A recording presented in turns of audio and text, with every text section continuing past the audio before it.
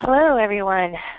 Thanks for joining Automation Hour. This is our 27th Automation Hour. So moving on to logistics, all lines will be muted. We do have a chat function, so post any comments as we go through the session. And I think I skipped the second slide. Sorry, let's go back.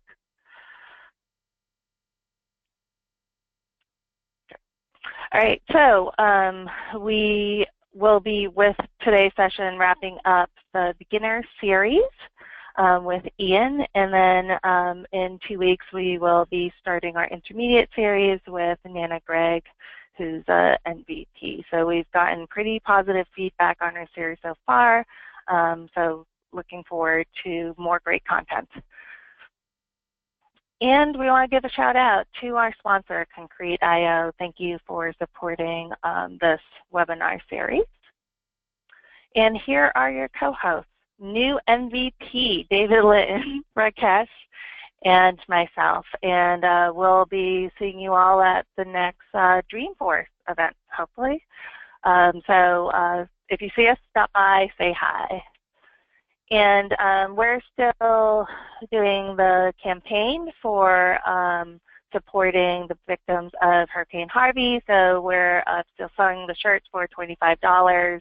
I got mine in the mail last week, so I'm supporting that. So please consider contributing to that charity. And with this, I want to give a shout out to Ian, whose birthday is today. Happy birthday, Ian. Why don't we just hand it over to him for today's session, so hold on. And you should have control now, Ian.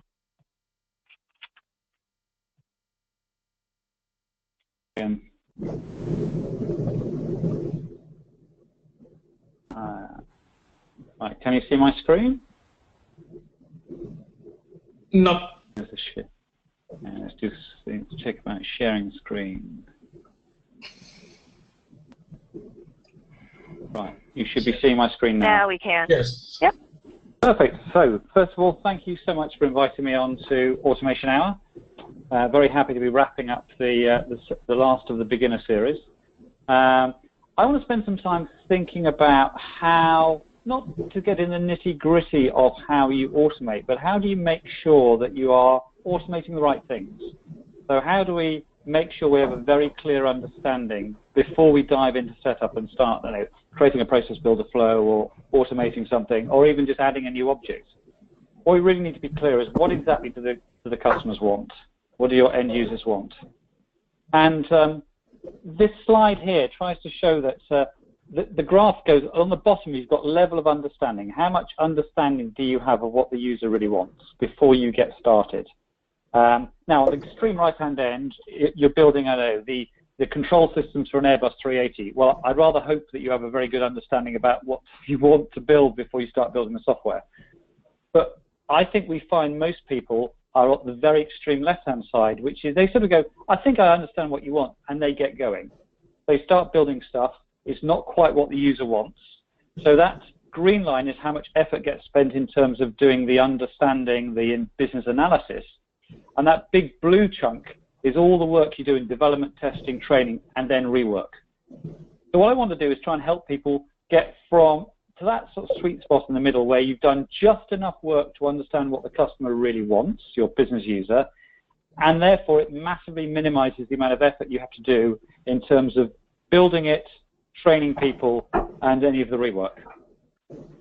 So this business analysis piece is critically important. I think you'll find on every single project. And what we've discovered is that there's a hell of a lot of rigor around the Agile development cycle. So if I look at this diagram, on the extreme right-hand side in the purple, the way you develop user stories, the way you deliver apps, build apps, there's a lot of rigor around that in Agile development in terms of scrums and stand-up meetings and epics and so on. And people use Jira or Agile Accelerator to do that. To the left of the dotted line tends to be the Wild West. There is Excel spreadsheets, there are Google Docs, there's a bit of Quip, there's whiteboards, there's photographs of yellow stickers up on a wall. And what we have done in terms of Elements Cloud is we've put in place all of the tools that you need to drive a same level of rigor around that process. Not rigorous so it just takes so long. We still want Agile. We still want to do stuff quickly. We want to do it in control. So we actually want to capture requirements, map out the business processes really quickly, understand baseline our config and understand what the Salesforce config looks like, then be able to write user stories, very quickly hand those over to the development team so they can start building it, or not hand over to the development team, but you as Salesforce admins can start taking those user stories and building them using the automation tools inside Salesforce. And then you have a way to manage the versioning of it. So before you go, oh God, it's going to be a big product demo and we can't afford it, the cool bit is you can. It's a freemium model. So capturing requirements, mapping processes, writing user stories is free forever for as many users as you want. And there are a couple of elements of it, a couple of parts of it which are pro, and you can choose to use those or not. I'm really cool if you get a ton of benefits out of the free product, and that's great. There are a couple of bits of the product which are around more advanced version control and actually how we take all the configuration data out of Salesforce so you can make sense of it. That's pro, and pro is $60 a month purely for the editors. So again, not necessarily a huge cost, but you can make a decision about whether you want to do that or not. So I'm going to spend a lot of time talking about what you can do with the free products. Whenever I happen to bump into any feature that's paid, I'll make sure you know that. With that said, the whole product runs on AWS with an integration into Salesforce. There's a managed package, again, free, that you can install, which makes the connection back into Salesforce. So the entire application that we're going to look at will be sitting on separate from Salesforce, because some of the processes you map may not necessarily be inside Salesforce. That said, let's get into the principles about how you would do business analysis. And trust me, the little bits we're going to do now will make a massive, massive difference in terms of your ability to automate those business processes way quicker. So a little bit of work up front will make a massive difference long term. So a couple of principles about Agile business analysis. The content you're creating that I'm going to show you how you create has a life beyond the project. Obviously, because the way we build Salesforce is iterative. So we do stuff and then we come back and then we do some more stuff. So there's a sort of cycle there. But there's also another reason. If we create this content in the right way, the process maps we build or the requirements, they are the single source of truth for how the business operates. We can use those process maps as training material, so we don't have to write extra training material. We can use that as the governance for the company if we are regulated and the regulators want to show that people are following process. We can use this as the operations manual for companies. So there's a real reason for creating it in a certain way so that everybody in the company can understand it. So if it's valuable and reusable, everybody needs to understand it. The CEO needs to understand it because potentially they're looking at it for things. Junior people need to use it because they are understanding how to do their job. Middle management might be doing it because they're trying to work out how the metrics relate to how well work is being delivered. So we need an approach where everyone can understand it, even really complicated organizations. That's point 2. Point 3 is we need to make sure that people are looking at the most up-to-date version. I saw a statistic somewhere that said people spend 18% of their time looking for the right information and checking that it's correct and being confident it's correct. If we can fix that problem, that's a day a week. So we either get an extra day a week to do some work or we get to take Friday off. I opt for taking Friday off, actually. But that 18% is just wasted effort for people trying to find the right piece of information and making sure they're happy it's correct. So again, this idea of documenting stuff so everyone can find it and they can understand it when they found it and they're confident it's the right version makes a massive difference. So that said, let's just jump into seeing how this would work for you at a project. So we're going to have a look at how we capture requirements and how we write user stories. So typically, if you're capturing user requirements, you throw them in an Excel spreadsheet, you stick them in a Word document. So So what I want to do is show you how this would work inside Elements. So here we go. We're inside Elements. Anybody can go and register and log in. When you log in, we have the concept of spaces. So a space, typically, if you're a consultant listening to this, you may have a space per client. If you're an individual working in a company, a Salesforce admin working in a company, you'd only have one space. So I'll go and have a look at my space, and inside a space, I can then list all my requirements. I mean, literally, this is sort of, let's call it Excel on steroids. I can list all my requirements. I could go and create a new one. So anybody in the organization who has access to Elements, and you can invite all your teams, can post a requirement. So the new requirement might be, we need to automate new employee sign up, chatter training. I may not have any, I don't need to put any more information in there. It may be, I know, a low priority. It may be very low risk. We may have a date that I'm aiming at. I might even know how I want to implement it, and I might tag it and go, well, actually, this is a Lex issue. It may also be an HR issue. Lex already exists, and it may be Salesforce. And I can go and add that. I've now created that new requirement. And it's on the list there. It's only at being raised status. So any user can raise a requirement and then can submit it. But once it's been submitted, only certain people, they're called requirements managers, can take it through the cycle of being implemented or ready to implement or deleted. So again, very simple little workflow so you can start to track all your requirements. You can obviously filter them, tell me everything that is a Lex requirement. The other interesting thing is you can then add things. You could add a note. You could add a link to a URL. You could add a screenshot. So this is giving this requirement a ton more information. And then once we've got more confidence that we know what the requirement is, at some point we could then add user stories to that particular requirement. So I can add a story. So the story is this is about HR adding chatter access. So let's just filter this. As the HR team, I want to give access to chatter so that I can, so they can be part of the community. I might even put some acceptance criteria there. I might, again, put some tags in there. So I can create any number of user stories associated with a requirement. The really cool thing about this is no longer is your in tray bombarded with people sending you emails of, oh, I thought about this, I thought about that. The answer is, no, go and add it as a requirement to the list. Everyone has access to this. Dump it in the list of requirements. When you're happy you've got enough information, change the status to submitted, and we'll take it from there.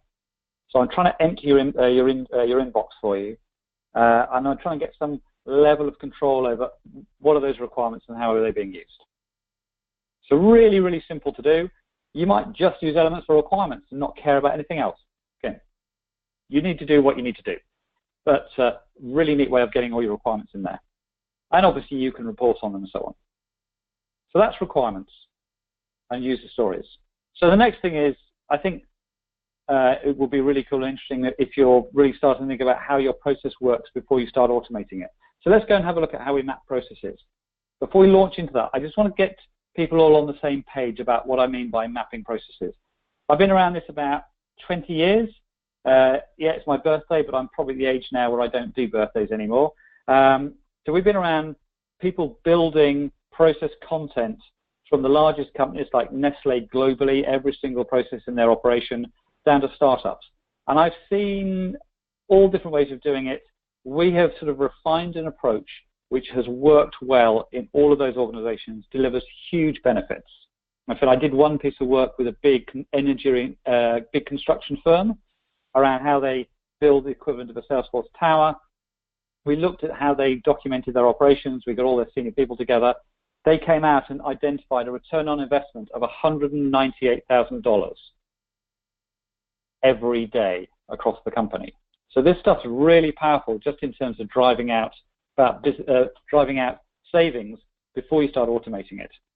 So it's an approach which works. It's an approach which we've proven and refined over the last 20 years and have now embedded some of those principles into the way Elements works. So typically people talk about process diagrams, and someone will give you one that looks like this, which, to be honest, even makes me feel a little bit queasy after 20 years of looking at this stuff. I'm sure somebody understands what this means, but it certainly isn't a bunch of business users. That diagram is probably a little bit easier to understand. That was a photograph I took at a client, but it still pretty much is only understandable by the people who drew it. That actually was a war room. They asked all the senior management to walk around and sign them off. Fine, pointless, but just a waste of time. So the question is, how do you take something which is this massive diagram that tries to describe the whole company and break it down into something which is manageable, understandable, and that you can do something with? And it's a very simple approach. Every diagram should have about 8 to 10 boxes on it, no more than that, ideally, and any box, any activity box, process step can drill down to the next level of detail.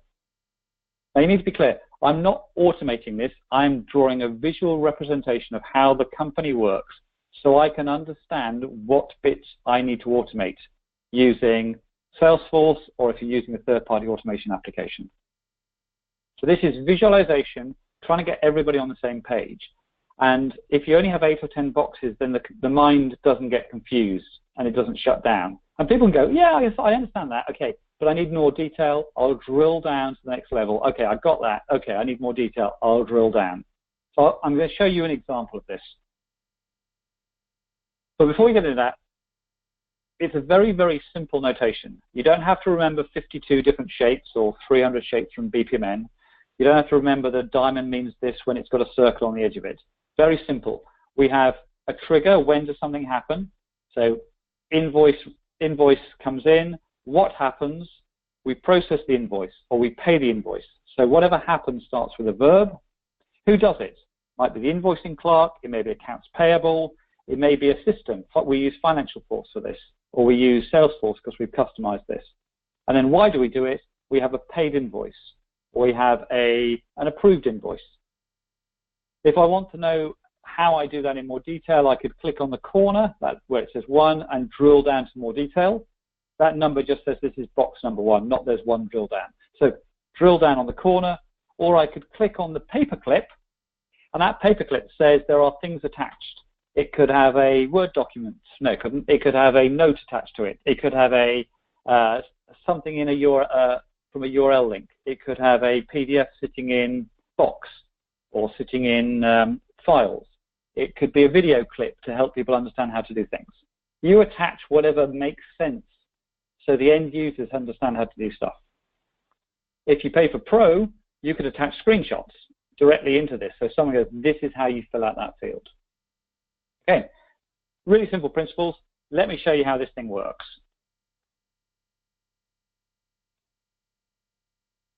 So we have on the left-hand side, we have something called maps. A map is a hierarchy of diagrams. Okay, so it's not just one diagram, multiple maps. I've got a ton of maps here because I demo all the time, but typically you maybe only have 1 or 2 maps. That 1 or 2 maps, that map will be the whole description of the company, because a map is a hierarchy of diagrams. A couple of interesting things with maps. Just because the map's in this space and you're a member of the space, it doesn't mean you can see it. I have to give you access to it. So there's a level of enterprise access rights around this, which makes it really cool. You can create content, you can be playing around with it, nobody sees it but you. You can then decide to let everybody see it. You decide who can edit it. So let's just open up this top-level operations diagram. And what we're going to see is we're going to see a diagram which is the whole of the company. There we go. So we've got everything from box 1, provide strategic direction. Boxes 2 and 3 is all about building stuff. Box 4 is about marketing. 5. And you may say to me, Ian, that's all very nice, but hey, I'm not the CEO. I don't care about this. you want me to go and improve the way we close deals. I need to automate a bit around something to do with an opportunity. Why would I write this? I think it's really useful to get a top-level diagram or a higher-level diagram, even if it's not absolutely correct, but to make sure that you have the context for your area. So if we're worried about qualifying closed sale, I need to know what comes into it. I have a qualified lead coming in it, and I have a closed won opportunity status going out. Most processes I see don't have lines with text on it, and that means I don't know when my process starts. So you need to argue with marketing about what a qualified lead means. You need to be clear on that, because I don't know, unless we're all clear on what qualified lead means, I don't know how to start box 5. And closed opportunity 1 is pretty clear. That's when the status of an opportunity is closed won. I now know how that's going to flow out. So these high-level diagrams are really important to set the context and make sure you're really clear on the handoffs. So let's drill down to the next level of detail.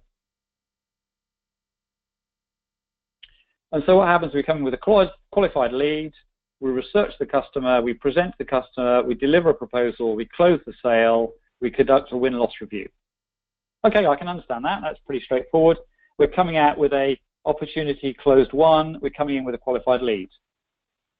And if I wanted to go and add to this diagram, I'm in edit mode. I can simply, I could open up the left-hand panel so I could see what shapes, or I can simply just double-click, add a box.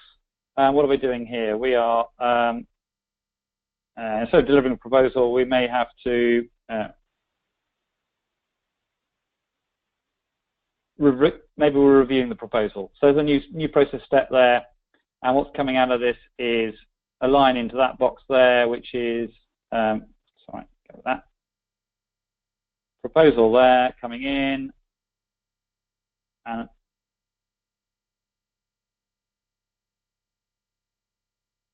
there we go, and a line coming out of that one, going back in, which is,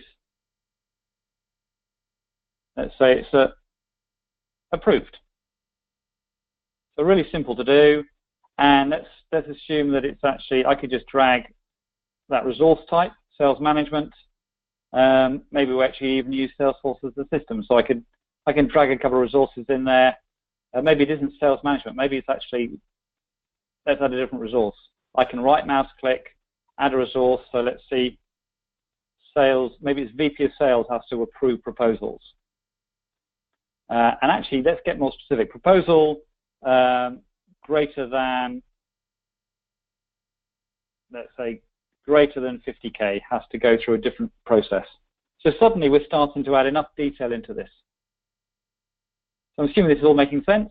And maybe we could right mouse click and attach something. We could link to a note which describes a bit more detail what goes into this, or link to a URL. Data table is where you can add more metadata, some extra fields that we haven't given you. Or maybe you can link to a requirement. You know, we raised some requirements earlier.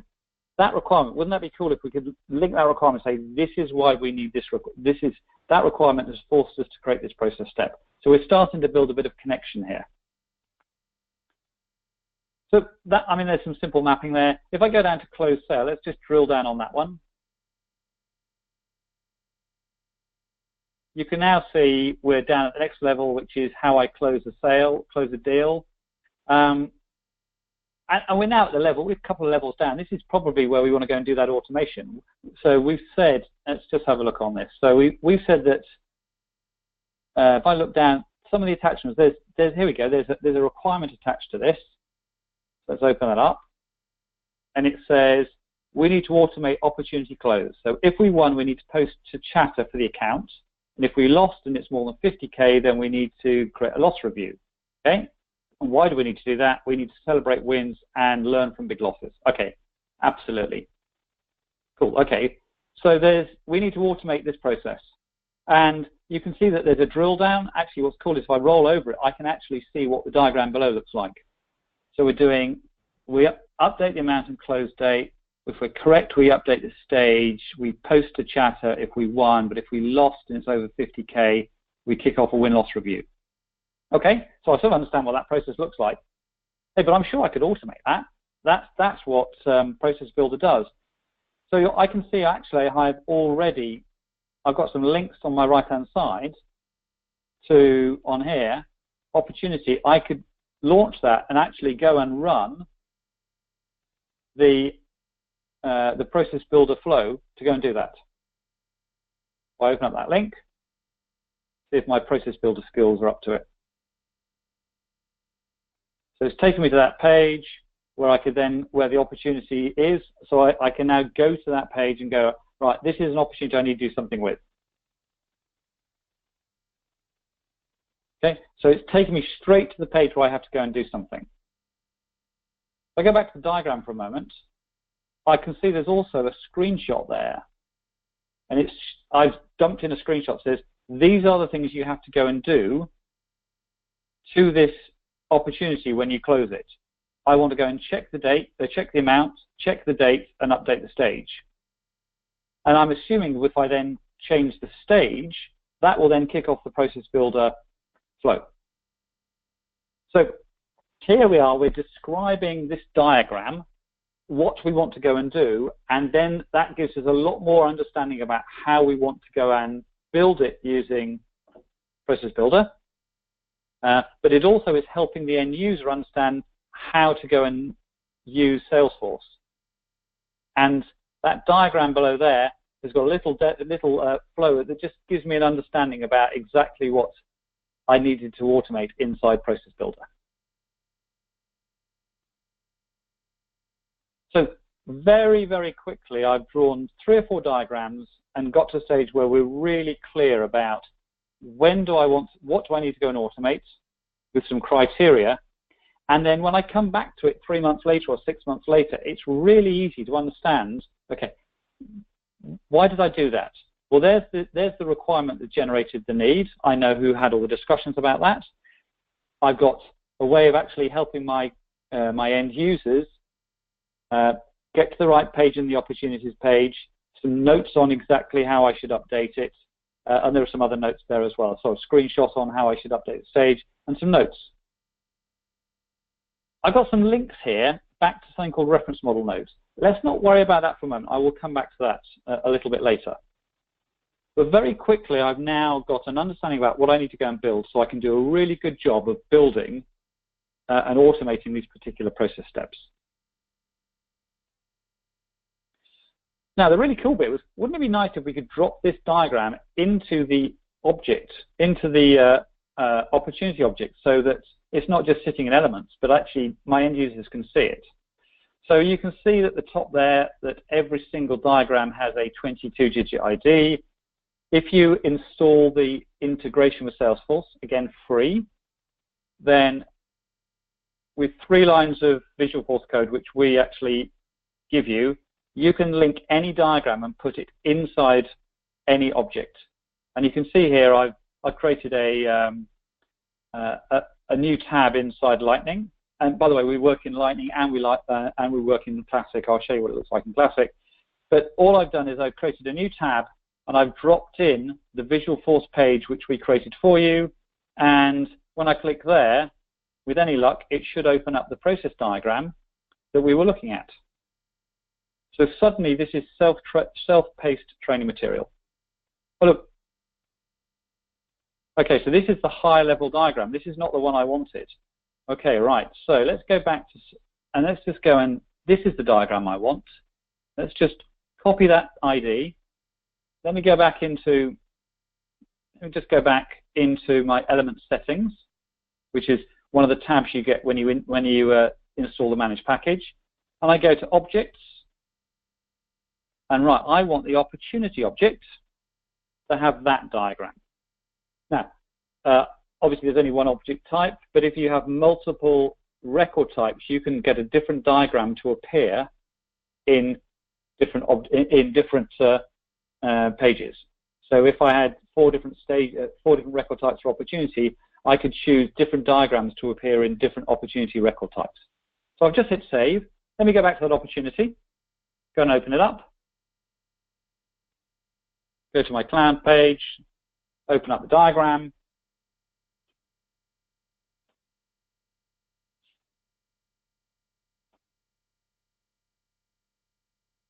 And there's the diagram that we were looking at. That's the one I wanted. Fantastic. If I go back to my diagram and I go, do you know what? Let's just for fun, let's go and stick some sticky notes on there and just add a few more boxes and lines just to mess it up. If I go back to the diagram, there we go, it's immediately populated. So this is not a screenshot.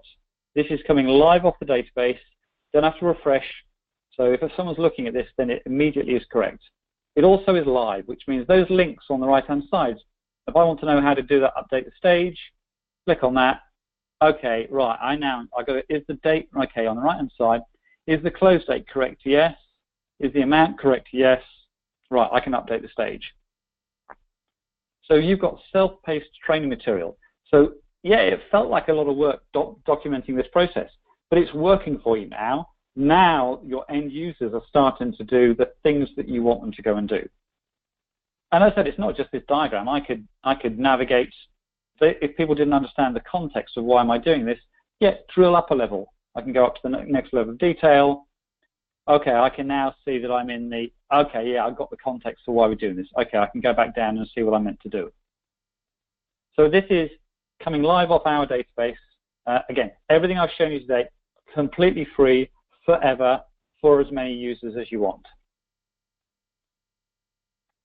So there's a little bit about process mapping, something that you can do really quickly to make sure that you've understood what you should be automating before you launch into, I don't know, creating new objects, creating a different drill down, or in the world we're talking about here, creating an approval flow or creating a new process builder flow.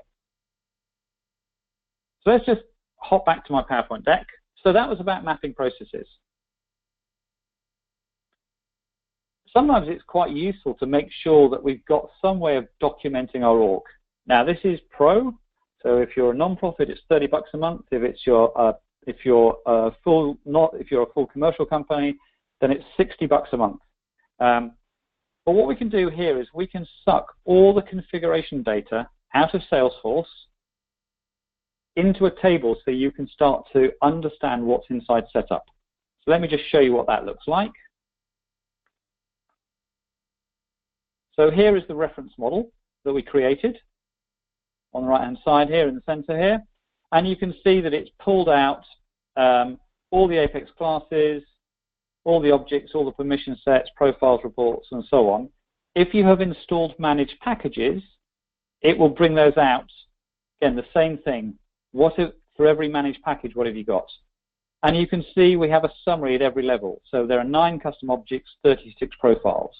If I go down at an object level, say, click on custom objects, I can now start to get into it. Here are all my custom objects. At any level, okay, how many fields? The same for all the standard objects. So I can go right down. Here's the account. Here are all the fields. At the account level, I know I've got 7 custom fields. I've got 3 record types. This is a beautifully clean organization. I'm sure for some of the people listening, they will go, I wish I only had 7 custom fields and 3 record types. I know I talked to many of you out there who've got, I don't know, 272 custom fields on an account. I was talking to one customer the other day who'd maxed out their account with 700 fields. I can't even begin to imagine what that's like. And as you say, again, down to contacts, we've got multiple record types. Let's go and find that opportunity. Oh, there we go, opportunity.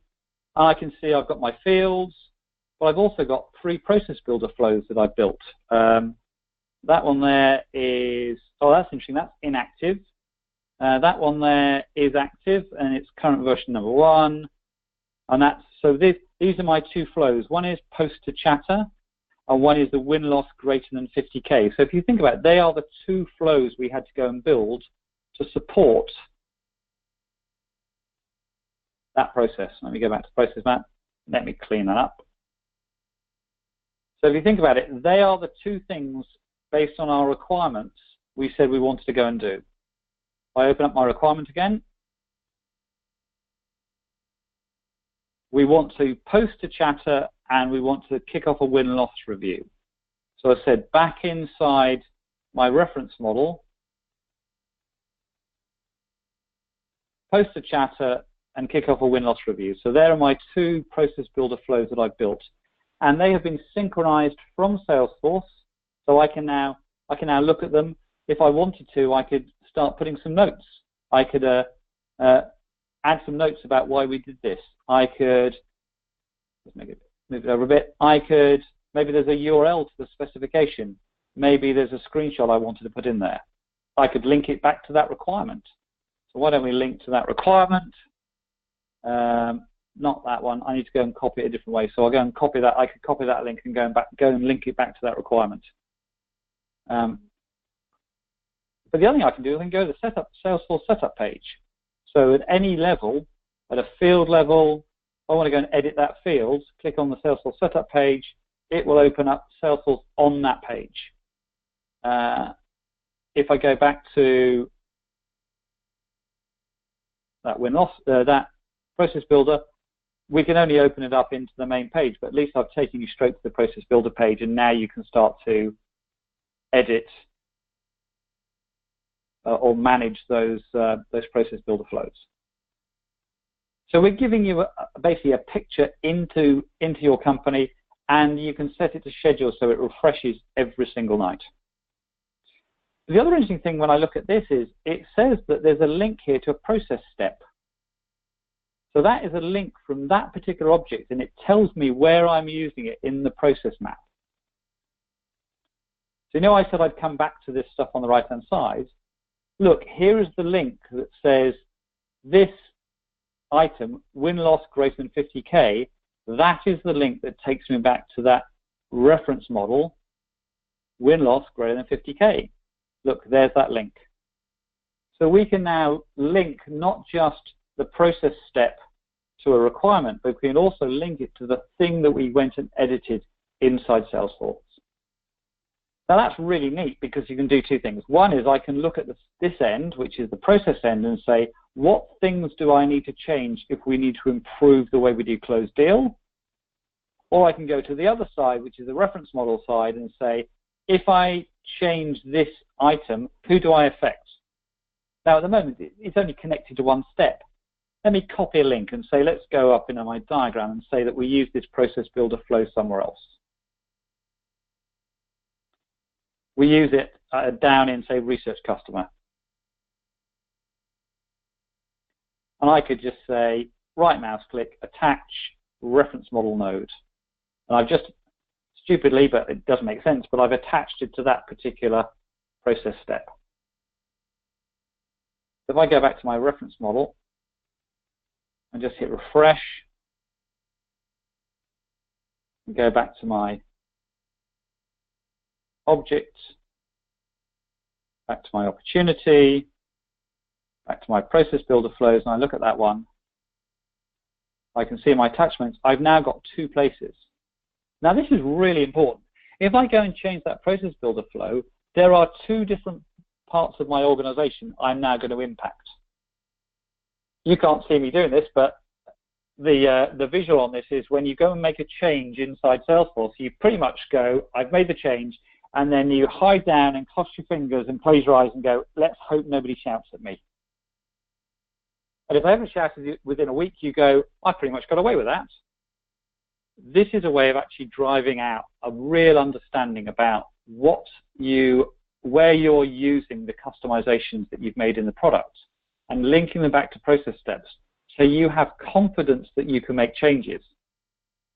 And that's cool to have confidence, but it increases the agility of your organization. It means that you can make changes more quickly because you can make them with confidence.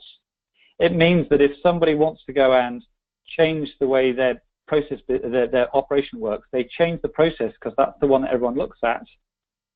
Therefore, you can very quickly find which bits of Salesforce you need to go and change to make that happen. So this connection is really, really powerful. There's one other thing which is quite interesting is that at a field level, if you are affected by the new GDPR standard, which is a European standard which affects every company around the world who tracks data on European residents, one of the requirements is that you have to go and tell everybody field by field is this a field which is holds personal data? Well, clearly an opportunity amount doesn't. So we can say that it's not applicable. But I'm sure if I work my way down, then probably actually, I'm not sure, owner ID, that well probably is personal data. So I can say that it's personal data. It's not sensitive personal data. So I can work down every single field here saying whether it's not applicable, personal data, or personal data that's sensitive. You can do this for every single field in every single object. Now, you might go, that's just such hard work. You've got to do it anyway. Everyone I talk to at the moment is building Excel spreadsheets to do this. We're pulling this data for you across every single night. So every time there's a change, we will tell you about that. The people who are building Excel spreadsheets, they are having to try and build some manual process to say, oh, I spotted there was a new field added, please go and add it to the Excel spreadsheet. We do this automatically. This sync schedules every night. So there are a couple of really valuable reasons why you may want to use this capability.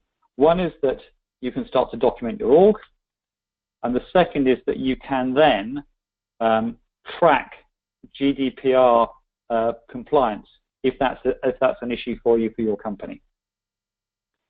So that was just talking about documenting your org. I said to do this, all that capability I've just shown you is $60 a month. Let's go back to our diagram. So that was just what we talked about. The last piece I want to touch on very, very quickly is governance. If you're already an editor for $60 a month, then the governance stuff all comes as part of that. And it's a very simple cycle of governance. And we're talking about governing diagrams. So the process is this. You've done your work capturing requirements. You've done your process mapping. I've shown you how to do that. That's box 2. You can then create a release. So you might say this is release 1.2. We're targeting the winter 18 release of Salesforce. That's when these new processes, we want them to go live. We then tag a diagram and say, or a diagram on all its lower levels and say, make this ready for release. It then locks it down. Nobody can change it. It gives you a new draft so you can carry on working, but you've now got a locked down version. When we publish the release, and it might not be till January next year, every diagram that's in that ready for release will get published. So everyone's now looking at the up-to-date copy. Old versions will get archived, and therefore we know that everyone is accessing the most up-to-date version. We do all that paper chase, all that stuff behind the scenes for you. We make it really, really easy for you just to cycle around stuff. So if you've decided that you want to go and use the reference model for either GDPR or you want to use it because of documenting your org, part of that license gives you access to all the version control at the same time. Let me just show you what that looks like very quickly in a diagram. If I look at this diagram here, research the customer, I've got a tab there called versions. If I click on versions, I can see the history of this diagram. Version 1, that's what it looked like in version 1. If I roll over, I can see it's like that. Version 2, this is how it changed. Current version, all the draft. And as I said, there's a box there. If I've, added a sticky note, made some changes, I could click on make ready for release, and then that would push that into the queue to say, when we publish this release, this is the new up-to-date version. Really, really simple in terms of its mechanism. There's a hell of a lot happens behind the scenes which we manage for you so you don't get yourself into trouble. But again, don't need to be highly regulated. You just want to keep track of versioning of how the process diagrams have improved over time. Very easy to use.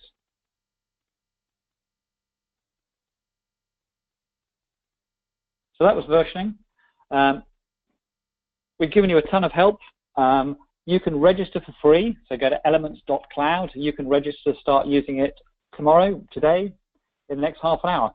The free plan is free for as many users as you want forever. If you get stuck and go, I'm struggling, I need some help, a couple of places for help. The first is in the application. Click on that little icon in the bottom right-hand corner, and there are people there who can answer your questions. The people who are on the end of that call are not just technology consultants. They're not just people who understand how the product works. They are consultants who understand how this gets applied in companies. So you could ask a question, everything from, I can't remember how to add a resource, or how do I invite people to the space, all the way through to, I'm trying to map this for my customer, or I'm trying to map this for my for the team. What's the best way? We've got different products and we've got different process flows. What's the best way of laying that out? So it could be anything from a consulting type question down to a really technical question. There's a support site, support.elements.cloud, with 50, 60 articles on there. Some of those have got little video clips. Some of you may have met Walter Brill. He was the bald-headed guy with his Dutch guy who does our training videos, who's hilarious. He's done a ton of videos to help you from the either 6-minute how to draw diagrams through to a 5 or 10 minute, which is about how to install the Salesforce integration. We're building some Trailhead training, style training, due for Dreamforce. There are about 16 training modules for the full set. There are 8 to get you through to sort of beginner. It's basically taking the ebooks, you can see the book on the left-hand side, it's taking that book and expanding it out into a step-by-step training guide in a Trailhead style. We've been talking to the Trailhead team about them taking the material and putting it into Trailhead. So again, free training course. We just want people out there using it. We have monthly webinars, or a couple of webinars coming up, so you can go and find out those. But essentially, the webinars are an hour version of what you just listened to. And if you want to ping me directly, I'm on Twitter all the time, so @IanGotts. Please follow me, post comments, or just email me, ian@elements.cloud. I'm passionate about helping you guys do a better job of business analysis. And it's not about me trying to sell you Pro. If Pro works for you, fantastic. If you can get the job done with free, fantastic as well. We're really cool about this. We just want to see people doing a better job of business analysis and making a better job of getting happy, engaged users. So happy to take some questions online. Hopefully I can answer some of those. If you have questions that occur to you later, hit me up on Twitter or ping me an email.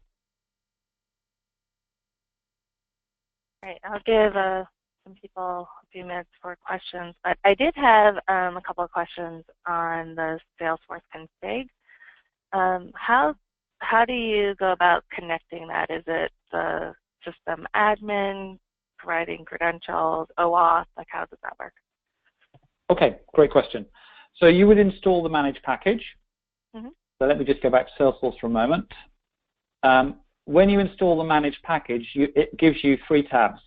The Elements one is it just runs the whole of our application inside Elements. Elements Maps is basically a list of shortcuts to diagrams. But the important one is Element Settings. So Element Settings, you get this tab. The first thing you do is you would log in using your user login for Elements. Because what you need to do is you need to connect an Elements space to your Salesforce org. So it's a one-to-one relationship. You've got this space inside Elements where you're creating all your content. You want to connect it to the org. So you've installed the managed package in your org. You connect a space to an org. You can make all your users in your org, you can connect them so they have single sign-on so that they don't need to log into Elements ever again. They can use their Salesforce credentials. You can also tick a box that says every time we add a new user, they're automatically added. I showed you the objects one, but you asked me the question about the reference model. So create your Elements account, connect your Elements account, make sure you are connected as a user. The reference model setup is really simple. You click there, that piece that says reference model details will be blank. You put in the name of the reference model you want to create and the description. You decide which namespaces you want to pull through. So if you've installed, I don't know, Aptus and Financial Force and Conga, if you want that data pulled through, you check those boxes, and then you hit sync. And about 2, 3, 4, 5 minutes later, you will have all your data in a reference model. Job done. It's as quick as that. When I sync this reference model, it takes, I think, 2 or 3 minutes. If you're like NA62, it may take a bit longer. NA62 being I think that's the monster org for Salesforce. Yes, it is. I've been talking to the guys about could we go and just run a sync just to see how long it would take, because they claim they've got the biggest org in the world. But again, it's a matter of minutes. We're not talking about hours or overnight. And then you can schedule the sync automatically. So you would install this in production, manager requirements and processes, but in the Salesforce config piece where you said I could go in and in a field or process, start making changes, but best practices normally make the change in the sandbox. Great question. I would connect this space to your sandbox. So the space inside Elements, you would connect to your sandbox. You wouldn't connect it to production, because that's where all the work's taking place.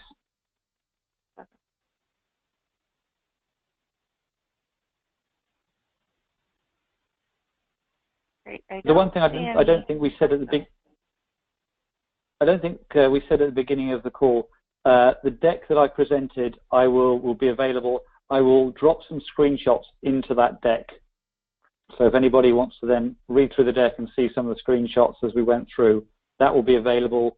And I know the Automation Hour team will get that posted up in the community. And one more question. So in terms of the licenses for the Pro Edition, if someone has multiple production orgs, or are they, like for myself, I have 8 production orgs. Is it a license per org? Yes, it is. Okay. Oh, no. Yes, it will be, yes, because if you've got 8 production orgs, you'd end up, I'm assuming, have 8 spaces, one to connect to each of the sandboxes for each of those orgs.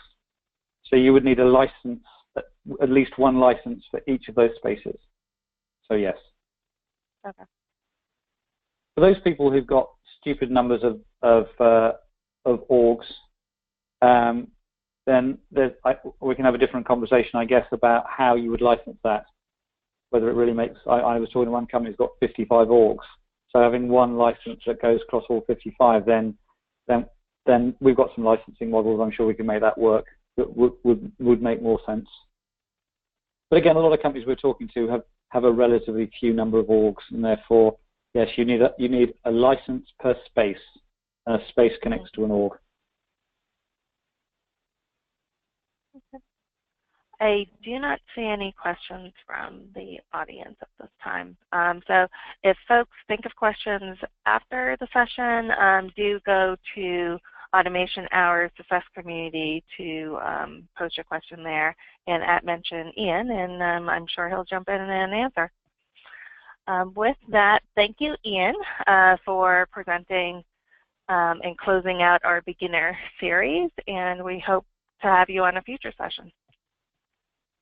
I'd love to, absolutely. I'm very, very keen to make sure that anyone out there who's struggling to understand requirements, understand business processes, we can help them make sure they do a better job so that they can automate the right things and end up with happy users, because that's what we're all about. Great. All right. Thank you, and thanks for joining today's Automation Hour. Bye. Thanks, Ian. Thank you. Bye-bye.